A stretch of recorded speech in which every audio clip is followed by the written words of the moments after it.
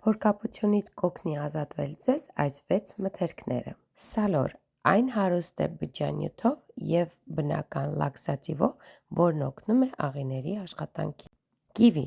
այն ևս հարուստ է բջջանյութով և անտիօքսիդանտներով, որն օգնում է աղիների լավ աշխատանքին։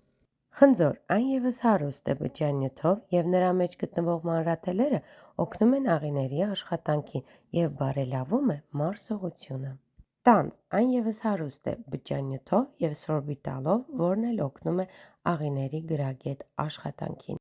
Պապայան ևս օգնում է աղիների աշխատանքին, այն փափկացնում է աղիները և ավելի հեշտությամբ է նրան գործում։